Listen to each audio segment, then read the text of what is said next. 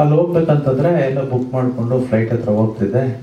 ಹಿಂದೆ ಓಡ್ ಬರ್ತಿದ್ದಾರೆ ಒಬ್ರು ಕೆಲಸ ಅಲ್ಲೇ ಸ್ಟಾಫ್ ಅಂತ. ಅವರು ಸ್ವಾಮಿ ಸ್ವಾಮಿ ನಿಮ್ಮನ್ನು ಫಾಲೋ ಮಾಡ್ತಿದ್ದೀವಿ ಸ್ವಾಮಿ, ಆಚಾರ್ಯರು ಬಂದ್ಬಿಟ್ರು ಅಂತ ಖುಷಿ ಆಗ್ಬಿಟ್ಟು ನನಗೀಗ ಬಿಸ್ನೆಸ್ ಸ್ಟಡಿ ಮಾಡೋದಿತ್ತು.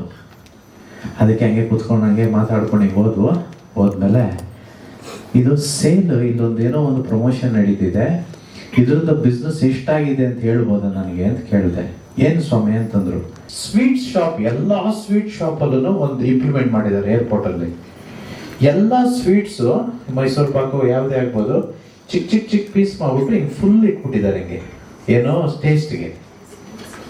ನೀವು ಇಡೀ ಏರ್ಪೋರ್ಟ್ ಅಲ್ಲಿ ಯಾವ ಸ್ವೀಟ್ ಶಾಪ್ಗೆ ಹೋದ್ರು ಎಲ್ಲ ಕಡೆನೂ ಎಲ್ಲ ಸ್ವೀಟ್ಸ್ ಏನಿದೆಯೋ ಅದೆಲ್ಲವೂ ಇಲ್ಲಿ ಚಿಕ್ಕ ಚಿಕ್ಕ ಚಿಕ್ಕ ಪೀಸ್ ಮಾಡ್ಬಿಟ್ಟು ಟೂತ್ ಪಿಕ್ ಇಟ್ಬಿಟ್ಟು ಹಿಂಗೆ ಇಟ್ಬಿಟ್ಟಿದ್ದಾರೆ. ಯಾರು ಹೋಗ್ತಾರೋ ಹಿಂಗೆ ತಗೊಂಡು ಒಂದು ತಿಂತಾರೆ, ಅದನ್ನೊಂದು ತಿಂತಾರೆ, ಬಾಕ್ಸ್ ಆರ್ಡರ್ ಮಾಡಿದ್ರು. ಯಾವತ್ತೂ ಇದು ಬಿಸ್ನೆಸ್ ಅಲ್ಲಿ ಗೊತ್ತಿರಲಿ, ವೆರಿ ಬ್ಯೂಟಿಫುಲ್ ಐಡಿಯಾ. ಇವೆಲ್ಲ ಐಡಿಯಾಸ್ ಇಂಪ್ಲಿಮೆಂಟ್ ಮಾಡ್ಬೇಕು ಲೈಫಲ್ಲಿ. ನೀವು ಯಾರೇ ಬರಲಿ, ನೀವು ಯಾವ ವ್ಯಾಪಾರನಾದರೂ ಮಾಡಿ, ಟೇಸ್ಟ್ ಕೊಡೋದು ಗೊತ್ತಿರಬೇಕು. ಬಟ್ಟೆ ವ್ಯಾಪಾರ ಮಾಡ್ತಿದ್ರೆ